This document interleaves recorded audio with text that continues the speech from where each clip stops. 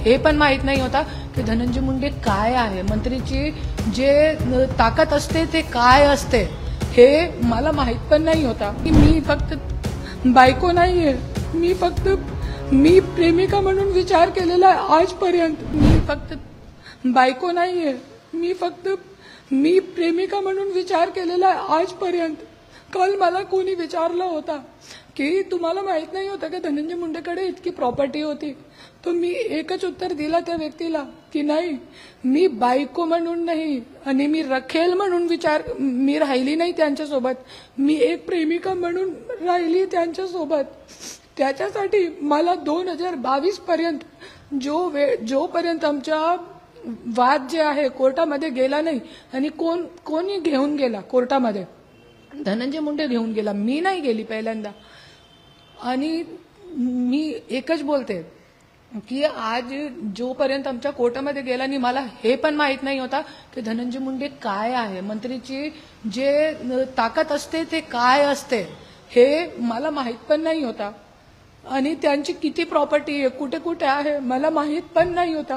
त्याच्यासाठी मी स्वतःची प्रॉपर्टी विकून त्यांना मंत्रीपदासाठी 2-2 वेळे चुनावमध्ये इलेक्शनमध्ये दिलेले सगळे पैसे. तुम्ही धनंजय मुंडेला एकही आव्हान करते, तुझ्यामध्ये जरासी लाज आहे आणि देवाच्या तुला जरासी भीती आहे, तो माझ्यासाठी तू न्याय कर, नाही तो देवानी तुला पण 3-3 मुली दिलेली आहे. तो आज माझ्या इतका मोठा महाराष्ट्रामध्ये नाव झालेला, तो मी काय पण करू शकते हे लोकांना अंदाजा आहे हा गोष्टीचा. त्याच्यासाठी हे लोकांना मला फायनान्शियली डिस्ट्रॉय करायचं आहे. मला तो असं वाटते की त्यांचा मर्डर करून कुठेतरी टाकलेला आहे कृष्णा आंधळेच्या, त्याच्यासाठी आज भेटला नाही. क्योंकि महाराष्ट्र पोलीस इतके स्ट्रॉंग आहे आणि माझा पूर्ण विश्वास आहे महाराष्ट्र पोलीसवर की जरी कबरमध्ये जरी आदमी बसला जाऊन तो त्या काढून टाकू शकता, पण आज भेटत नाही. गेले 6 महिने झाले भेटत नाही.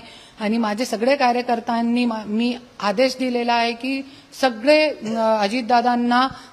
अजितदादा पालकमंत्री आहेत, तो अजितदादांना तुम्ही पत्र द्या की जे वाल्मिक कराड आहे, वाल्मिक कराडची हकालपट्टी जे आहे ते एरवडा जेलमध्ये त्यांना भरती करण्यात यावे, असं सगळीकडे आम्ही निवेदन दिलेलं आहे.